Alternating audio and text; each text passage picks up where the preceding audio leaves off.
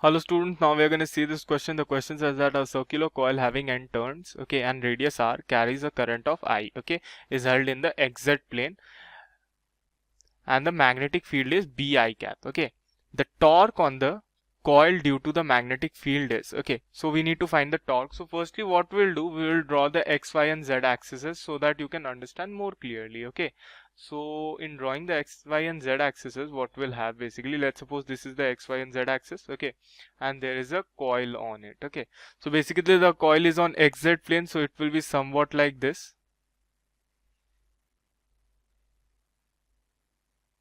okay. The coil will be somewhat like this. So since the coil is placed like this, that means the magnetic moment and the area vector will be in which direction? The area magnetic moment direction, the direction of magnetic moment basically, direction of magnetic moment is basically what? Perpendicular to the surface, means perpendicular to the plane is perpendicular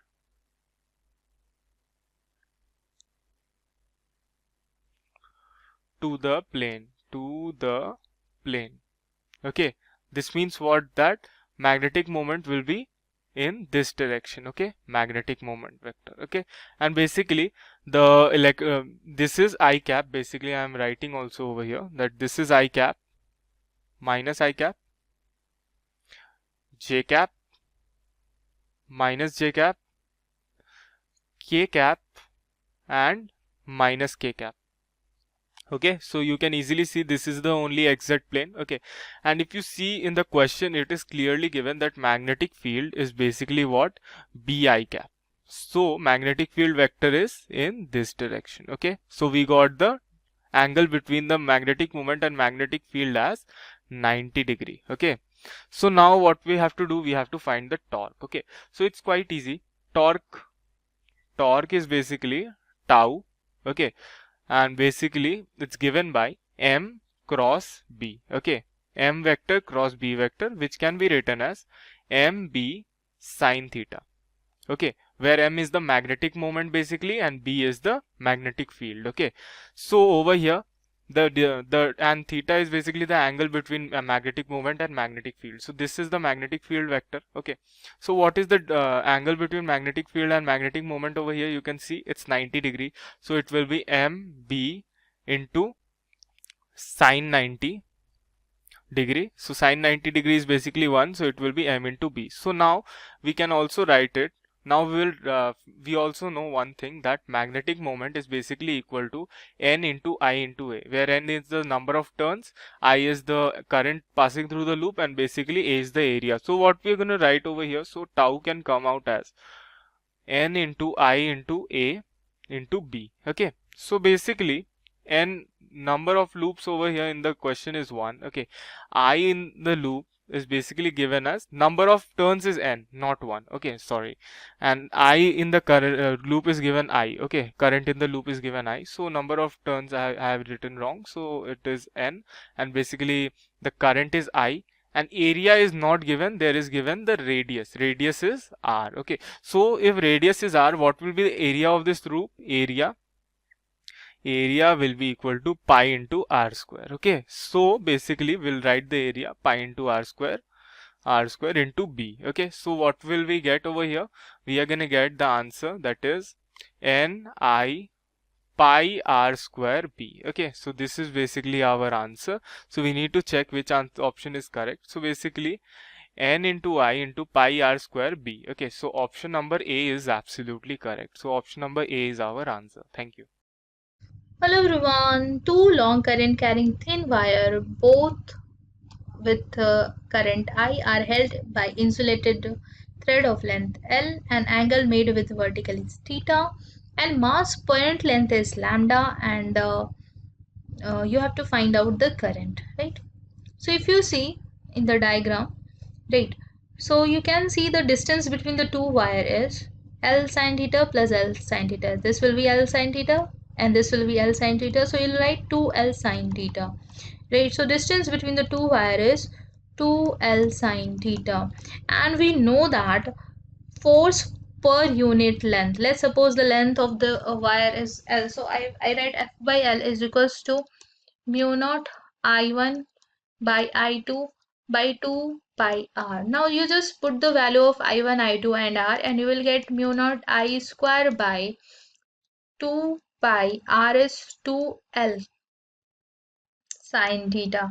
So this will be the force per unit length. So just find out the force on length small l. So I will write this will be 4 pi L sine theta and into small l. Very simple. Now if you see the free body diagram of any of the wire, so tension force is acting in this direction and theta is this, right? And here this force F that we calculated is acting and mg will act in downward direction weight, right? So if we calculate the weight of the L length, so we know that mass per length is lambda into length, so this will be the mass. So if I put the value of mass, so I will get lambda lg as the weight acting downward, right?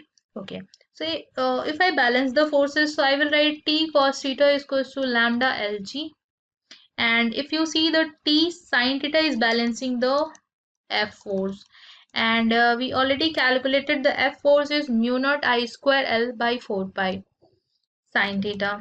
4 pi, yeah, so if you put here mu naught I square L, and if you see 4 pi capital L sine theta, right?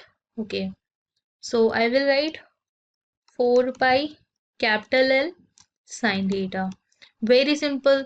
So we have equation 1 and equation 2. So we want the current. So if I will divide the two expressions, so I will get tan theta is equals to mu naught I square L by 4 pi L sine theta. Very simple. So we get already the value of I square. So this will be 4 pi L. Yeah, so by mu naught, yeah, so this yeah, so we divided it with equation 2. We are writing equation 1 by equation 2. So on the left side we got tan theta and on the right side we got this F by this. So this L will get cancelled out. Now we want this I square value, so just cross multiply this denominator with the tan theta and you will get 4 pi L. Yeah, so it will be lambda g, and here sine theta into tan theta. I will write sine theta by cos theta, and yeah, on the denominator we'll get only mu naught, right? If you see I square, mu naught is only there, right? So this is the value of I square. So if I take root on both sides, so sine will be outside, since square sine square theta is there, so I will take sine outside and you will get inside the bracket, inside the root, 4 pi capital L lambda g by mu naught cos theta. Now if you see, we have these options. So if you see, what we got is this. So you can take this 4 outside by making it 2 and you will get lambda g pi l by mu naught cos theta. Lambda g pi l by mu naught cos theta is here, and outside we have 2 sin theta also. So A option is the correct one. Thank you. Hello students. Our question mentions that a conducting loop carrying current I is placed in uniform magnetic field point into the plane of tape as shown in the figure. The loop will have a tendency to, four options are given: contract, expand, move towards positive x-axis and move toward negative x-axis. So here we can apply, first of all we need to find the equation for the force for a current carrying loop which is placed in a magnetic field. So the force for a loop, when we place that loop in a magnetic field which is carrying current, is given as force equal to I into dl cross B. This is equation for the force. And to what happens for the loop when we apply a magnetic field in a perpendicular direction which is carrying a current I is obtained by using applying Fleming's left-hand rule. On applying Fleming's left-hand rule, it is very familiar. Fleming's left-hand rule is that, first of all, we need to take our three fingers, that is thumb, our forefinger and middle finger, in three perpendicular direction, in which thumb with direct according to the force and forefinger which direct according to the magnetic field and middle finger direct according to the direction of the current. So first of all, we need to find the direction of the current. Let this be the small line element dl. Then the direction of this line element is tangential at this point dl, and the magnetic field is perpendicular into the plane. Then according to Fleming's left-hand rule, we get the direction of force is outwards towards this point. When we consider this line element, here also the force is outwards. When we consider line element this point, force is outwards. When we consider this point, force is outwards. When we consider this point, force is outwards. And when we consider this point, force is outwards. So this outward force makes the loop to expand. What happens? So this outward force makes the loop expand. So the loop will have a tendency to expand when we place a current carrying loop in a magnetic field which points into the plane of the paper. Okay. And it is obtained by applying Fleming's left-hand rule. Okay.